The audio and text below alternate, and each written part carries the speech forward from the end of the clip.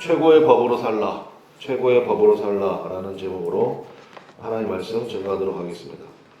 야고보서는 현실의 책이다 말씀을 드렸습니다. 그러니까 우리 신앙생활 할 때 구체적으로 어떻게 사는 것이 주님이 기뻐하시는 신앙생활인가를 깨닫게 해주는 매우 중요한 말씀들이 가득하기 때문에 그렇습니다.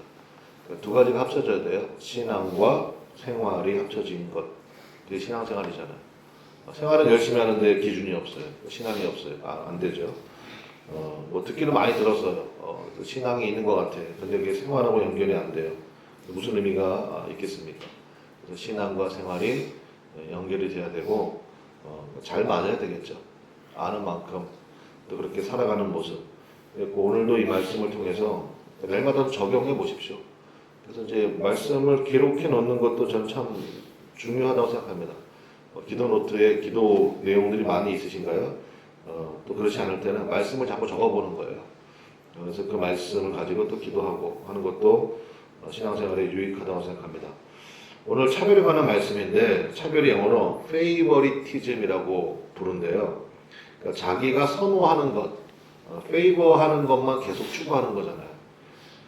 근데 이 차별에 대해서 주로 이제 사람에 대한 모습이겠죠. 오늘 굉장히 경고의 말씀들이 많이 있는데 4절 한번 보십시다. 4절에 보니까 차별이 어떤 거냐? 4절 너희끼리 서로 차별하며 악한 생각으로 판단하는 자가 되는 것이 아니냐. 그러니까 차별은 뭐예요? 악한 생각이라는 거예요. 악한 생각을 가지고 형제들을 판단하는 것이다. 그들이 앞서 읽었지만 뭐 교회 올 때 저 사람 뭐 입고 왔나? 저 사람 뭐 들고 다니는 가방이 뭔가? 차고 있는 시계가 뭔가? 무슨 차 타고 왔나?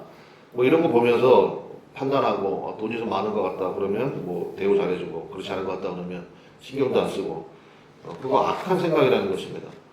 그 다음에 11절에 보니까 우리가 간음죄나 살인죄는 심각한 죄라고 생각하잖아요. 근데 차별의 죄도 그 정도로 심각하다는 것입니다. 11절 한번 읽어봅시다. 11절 시작. 간음하지 말라 하시니가 또한 살인하지 말라 하셨은즉 네가 비록 간음하지 아니하여도 살인하면 율법을 범한 자가 되느니라. 그러니까 이 얘기 갑자기 왜 하겠어요? 그러니까 살인죄만큼이나 차별죄도 굉장히 심각한 죄다라는 것입니다. 차별 때문에 진짜 큰일 날 뻔한 적이 있는 사람이 있죠. 성경에. 누굽니까? 야곱이죠. 야곱의 차별입니다. 뭐 부인이 넷이나 있다고 그러잖아요. 근데 그 중에 제일 사랑했던 부인이 있죠. 라헬이라고. 라헬을 통해서 난 자식이니까 되게 이뻤나 봐요. 그게 누구예요? 요셉이잖아요. 요셉. 요셉을 끔찍히 아꼈다고요. 그래가지고 그 옷도 다르게 입히고 막 그랬다고 그러잖아요. 그리고 형님들은 나가서 일하는데 뭐 일도 안 시키고 그렇게 너무너무 사랑하고 아꼈다는 거예요. 근데 뭐 그렇게 행동을 안 해도 그냥 눈빛만 봐도 다를 텐데 뭐 행동까지 그렇게 했으니까 그래서 결국은 요셉을 완전히 형제들 가운데 왕따시켜버리고 형제들이 죽이려고 그랬잖아요. 거의 사망에 이르게 만들었거든요. 그러니까 차별이 그 정도로 무섭다는 것입니다. 결국은 이 일을 통해 가지고 요셉은 요셉대로 또 형제들은 형제대로 보십시오. 누구 하나 행복한 사람이 없어요. 이게 차별의 결과다라는 것을 우리가 인식해야 돼요. 차별하면 결국은 누구 하나 행복한 사람이 없구나. 야곱은요 그렇게 사랑하는 아들이 거의 수십 년 동안 죽은 줄 알았어요. 진짜 맹수에게 찢겼다 이렇게 생각하고 죽은 줄 알고 살았습니다. 그 세월이 얼마나 고통스러웠겠어요. 형제들도 마음속에 편함이 있었을까요? 나중에 요셉 만나가지고 국무총리 된 요셉 앞에 가가지고 굉장히 억울한 일 당하잖아요. 그때 그 얘기 하잖아요. 그때 우리가 동생의 울부짖은 소리를 듣고 구원해주지 않아가지고 이런 일이 벌어진 거 아니냐. 그러니까 누구 하나 행복한 사람이 없었다라는 것입니다. 이게 바로 차별의 결과예요. 그러니까 교회 안에도 절대로 차별주의가 뿌리 내리면 안 되겠죠. 뭐 여러분이 그럴 일 없겠지만 그러니까 우리가 항상 그거 인식해야 돼요. 오히려 차별받는 것 같은 분위기가 되면 여러분들이 빨리 그 자리를 메워줘야 되죠. 그렇지 않다는 것을 여러분의 선한 행실을 통하여서 이제 인식시켜주고 확산되게 만드는 것. 그게 참 중요하다고 생각합니다.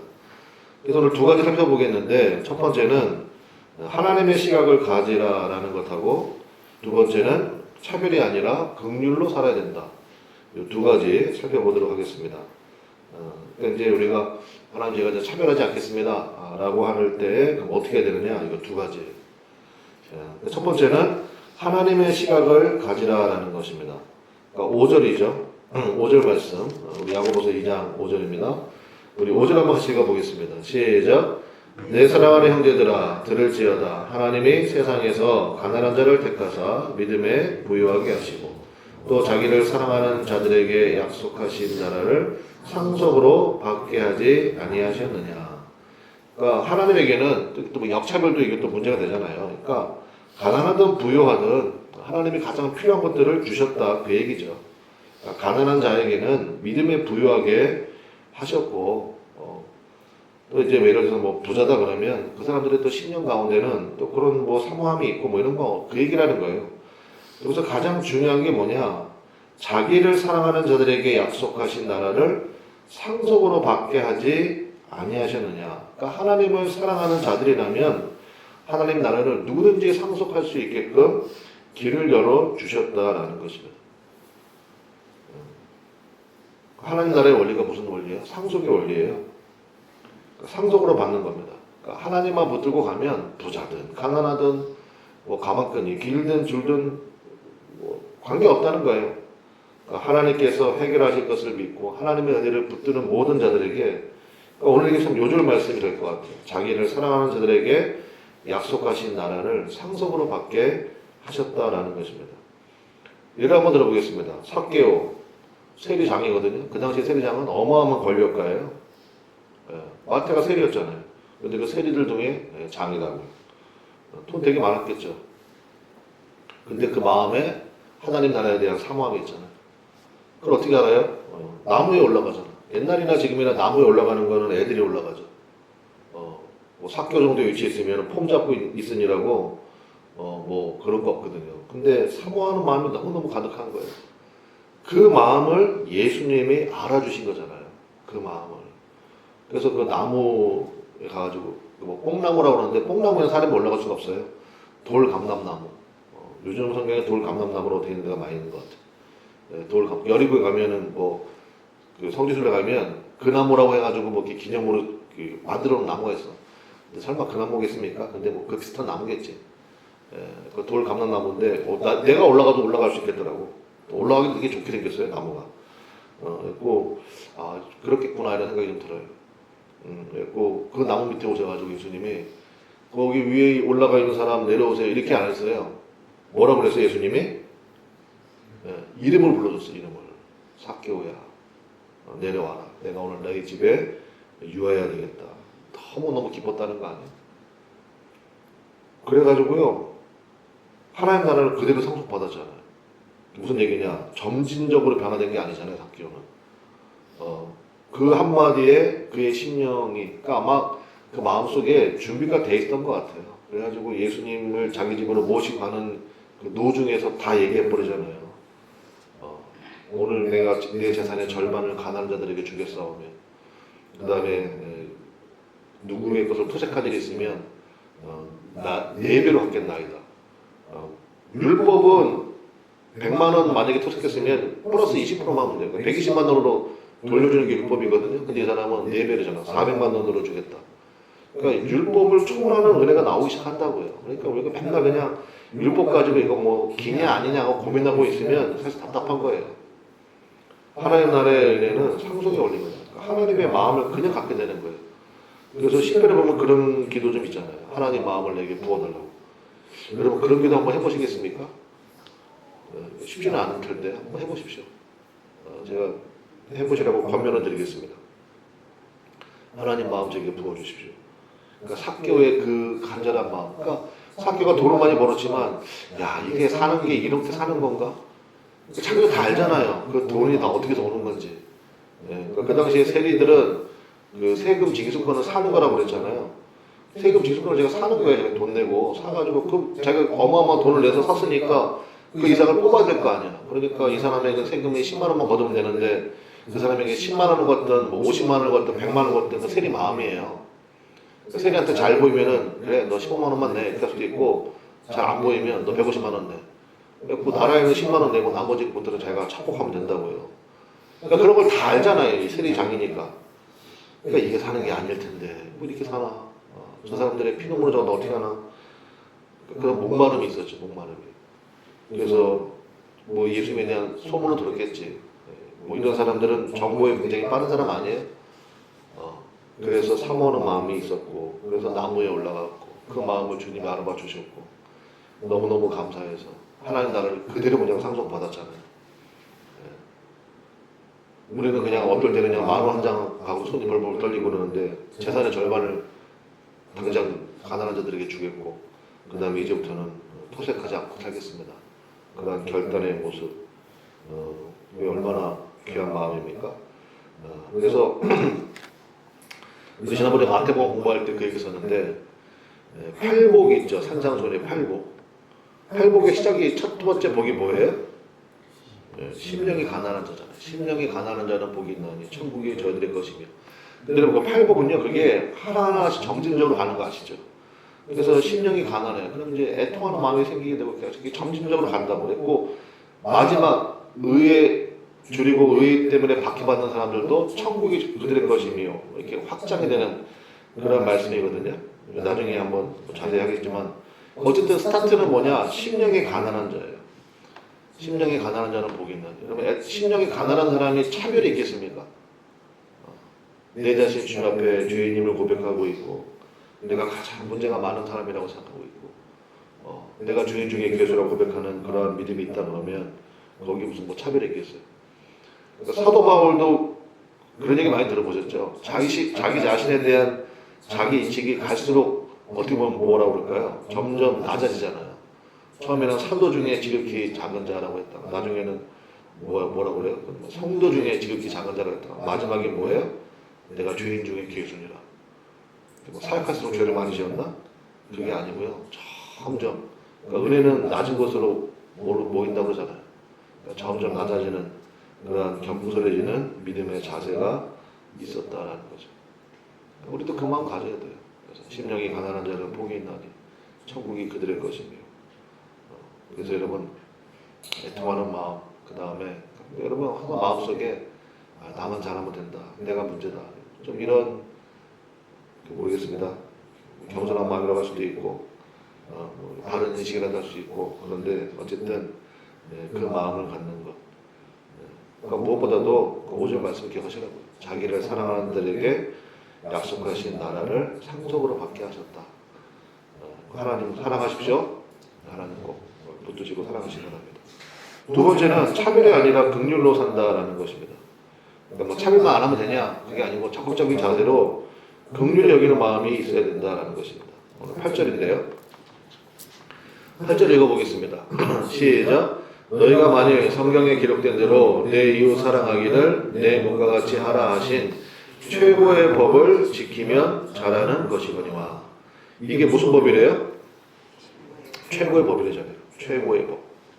그다음에 마지막 13절도요. 읽어봅시다. 시작. 긍휼을 행하지 아니하는 자에게는 긍휼 없는 심판이 있으리라. 긍휼은 심판을 이기고 자랑하느니라. 제가 99년도에 교회 개척하고 시작했을 때 그때 서점에 가면요 무조건 서번트 리더십이었어요. 모든 책들이 리더십에 관한 모든 책들이 섬기는 리더, 서번트 리더십, 그게 굉장히 뭐 전부 다 그런 거였어요. 그 다음에 나온 개념이 뭐냐면 리더는 어떤 사람이 있더냐, 비전을 제시하는 게 리더래요. 뭐 흔들 수 있는 깃발이 있어야 된다. 뭐 그 얘기 많이 나왔어. 그 다음에 많이 나온 게 뭐냐, responsibility, 책임감을 굉장히 강조했어요. 책임감. 지금은 뭐 같아요? 지금은요 긍휼히 여기는 마음에. 리더는 뭐냐, 낮은 자리에 와가지고 1절에만 말씀드렸잖아요. 우리가 컴패션 많이 돕고 있는데 함께 패션, 고난, 함께 고난받는 자리에 가는 거, 그게 리더라는 거예요. 예수님께서도 이 땅 가운데 오신 이유가 뭐예요? 인간의 몸을 입고 이 땅에 오신 이유가 우리를 불쌍히 여기셨다, 그거 아닙니까? 함께 고난의 자리, 또 함께 심판의 자리에서 바라보고 말하는 마음이 리더의 조건이라는 것입니다. 저를 위해서도 기도 많이 해주십시오. 우리 목사님 긍휼히 여기는 마음이 갈수록 풍성하게 해달라고. 그게 리더의 최고 조건 같아요. 제가 목회를 해봐도 그런 것 같아요. 잘난 분들 되게 많아요. 근데 그런 분들을 바라볼 때 제가 늘 느끼는 게 긍휼히 여기는 마음이 좀 아쉽다 이런 생각을 할 때가 많이 있거든요. 그러니까 저는 뭐 잘난 것도 없지만 어쨌든 이것을 좀 잊지 않고까지 가는 거 이게 참 중요한 것 같습니다. 긍휼히 여기는 마음 하나님 그 마음을 우리 교회에 또 우리 교회 리더들에게 또 내 심령에도 기도해야 되겠죠. 그래서 긍휼은 심판을 이긴다잖아요. 그 다음에 긍휼 때문에 결국 하나님 앞에 우리가 받을 상급도 크다라는 것입니다. 말씀의 결론 맺겠습니다. 최고의 법이라고 그랬잖아요. 긍휼히 여기는 마음.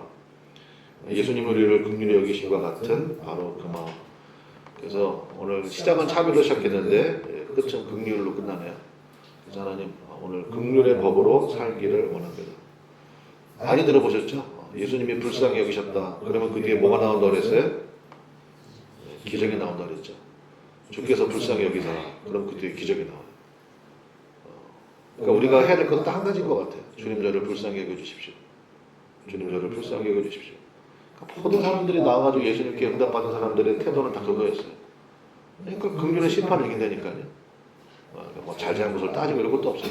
불쌍히 여겨달라는데 뭐 거기서 무슨 얘기를 해요. 나를 불쌍히 여겨주십시오. 하나님 나라를 상속받게 된다라는 것입니다. 세상의 원리는 그게 아니잖아요. 세상의 원리는 어디든지 뭐 남을 눌러야 되고 그다음에 자기 뭐 스펙을 자랑을 하고 뭘. 근데 하나님 나라는 그게 아니에요. 하나님 나라는 불쌍히 여겨주십시오. 저에게 긍휼을 베풀어 주시기 원합니다. 그 마음이 부어질 때 또 그를 통하여서 계속해서 긍휼의 마음이 확산되어진다는 것입니다.